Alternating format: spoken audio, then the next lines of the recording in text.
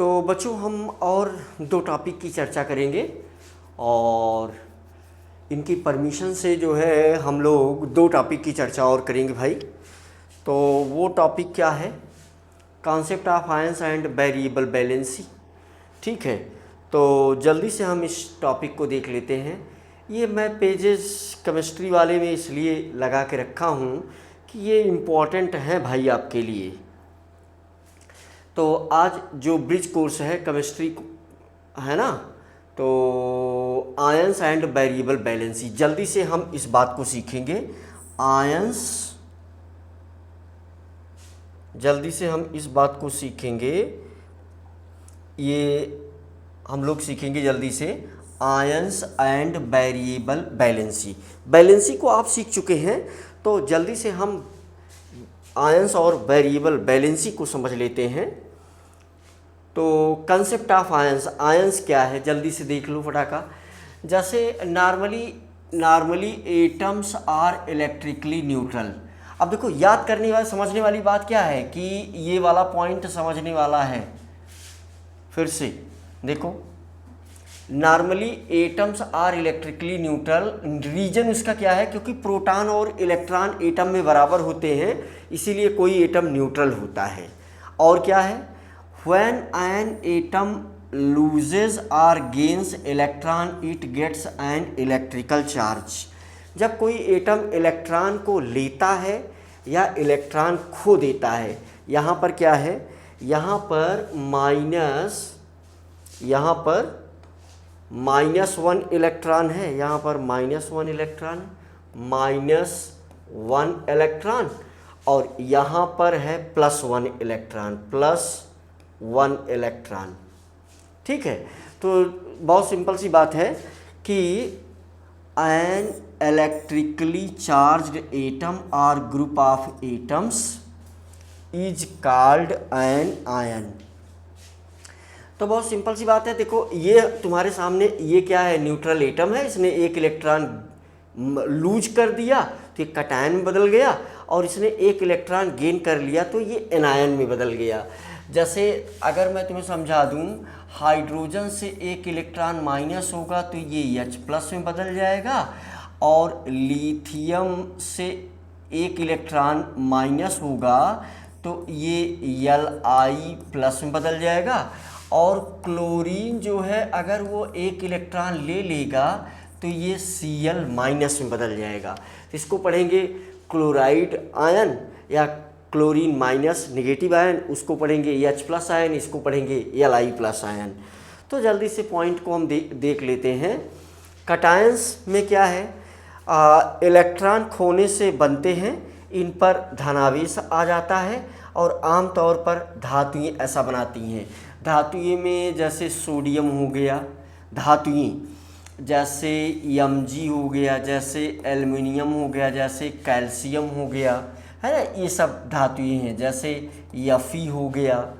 Anions जो है, ठीक उसी इलेक्ट्रॉन प्राप्त करने से बनते हैं, और इन पर ऋणावेश होता है, आमतौर पर अधातुएं, जैसे सल्फर हो गया, क्लोरीन हो गया, नाइट्रोजन हो गया, है ना, फास्फोरस हो गया। तो ये सब अधातुओं में आएंगी। ठीक है भाई। और जल्दी से अगर हम देख लें चार्ज जो है, तो है ना, डिफरेंस एट अ ग्लांस, हम क्या देख रहे हैं? कटायन और एनायन के बीच में क्या डिफरेंस है? तो पॉजिटिव है ना, कटायन पॉजिटिव है, कैसे बनता है? इससे, और ये एग्जाम्पल दिया गया है जैसे Na+, क्योंकि ये एक ही इलेक्ट्रॉन खोया। Mg पर 2+ क्यों आया? क्योंकि ये तब बना, मतलब मैं ये कह रहा हूँ कि ये तब बना जब इस Mg एटम से 2 इलेक्ट्रॉन माइनस हो गया। अगर मैं तब ये बन गया, अगर इस एल्युमिनियम से 3 इलेक्ट्रॉन माइनस हो जाए तो ये Al3+ आ जाएगा। ठीक उसी प्रकार अगर ऑक्सीजन में +2 इलेक्ट्रॉन हो जाए तो यहाँ पर O के ऊपर 2-, चाहे आप ऐसे लिखो या इसको O के ऊपर -2 ऐसा लिख दो।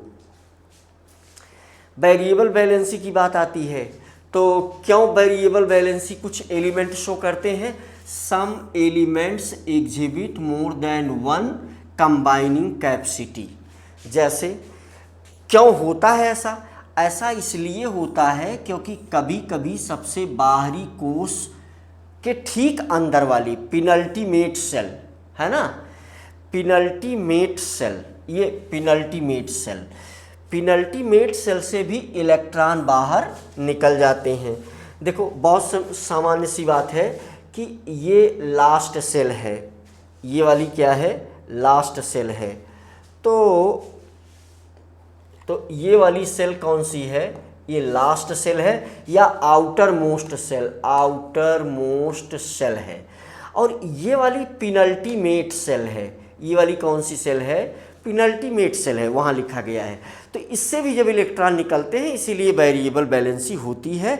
और भी रीजन होता है वेरिएबल वैलेंसी शो करने का। ये एक रीजन दे दिया गया है, जैसे फास्फोरस है तो फास्फोरस की कभी वैलेंसी 3 रहेगी और कभी इसकी वैलेंसी 5 भी होती है। 3 कब होती है? जब ये PCl3 बनाता है। 5 कब होती है? जब ये PCl5 बनाएगा। ठीक है, तो ऐसे कंपाउंड देखो, फास्फोरस ट्राइक्लोराइड, देखो 3 का मतलब है ट्राई, फास्फोरस पेंटाक्लोराइड 5 का मतलब है ये, है ना। अभी इसमें देखो क्या हुआ है, इसमें ये हुआ है कि फास्फोरस ने 3 इलेक्ट्रॉन दिया है।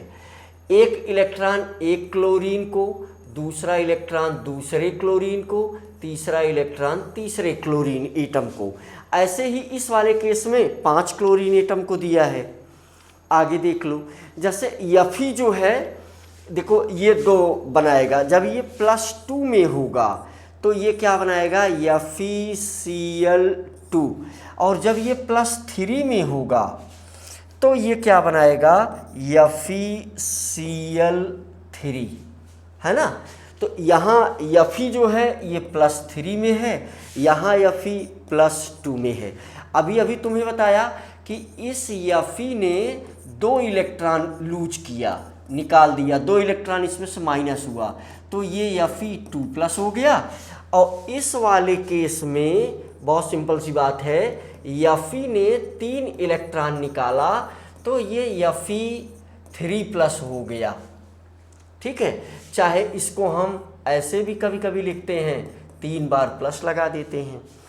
ठीक, ऐसे ही देखो यहाँ पर Cu+ है और Cu2+ है ना। जैसे यहाँ पर अगर मैं लिख दूँ CuCl2 तो ये जो है 2+ में है, और अगर मैं यहाँ पर लिख दूँ CuCl तो अभी ये 1+ में है। रीजन बहुत साफ सा है, इस Cu ने एक ही इलेक्ट्रॉन निकाला, -1 इलेक्ट्रॉन, और इस Cu ने क्या किया है? 2 इलेक्ट्रॉन निकाला है, मतलब Cu-2 इलेक्ट्रॉन। तो ऐसा होने पर ये वेरिएबल वैलेंसी, ये सब बहुत ज़्यादा काम की बात यहाँ लिखी गई है। अगर ये आपको याद हो पाए तो बहुत बढ़िया बात है। जैसे FeCl2 और FeCl3, इसका नाम कैसे लिखा जाए उसके लिए यहाँ एक रूल बनाया गया है कि लोअर वैलेंसी गेट्स सफिक्स अस, मतलब यहाँ वैलेंसी कम है, 2 है, यहाँ Fe की वैलेंसी 2 है तो ये फेरस क्लोराइड है। और हायर वैलेंसी गेट इक, तो ये फेरिक क्लोराइड है, मतलब फेरिक में इक आ गया और फेरस में अस आ गया। तो कम वैलेंसी अस और ज़्यादा वैलेंसी इक, है ना। तो कम वैलेंसी अस, ज़्यादा वैलेंसी इक, तो ये इस प्रकार से इसमें भी क्यूप्रस और क्यूप्रिक, है ना। तो ऐसा जो है आप समझ सकते हैं। कोई क्वेश्चन हो तो आप कर सकते हैं, राइट। तो कमेंट करके क्वेश्चन आप कर सकते हैं। हम मिलते हैं एक और छोटे से टॉपिक में।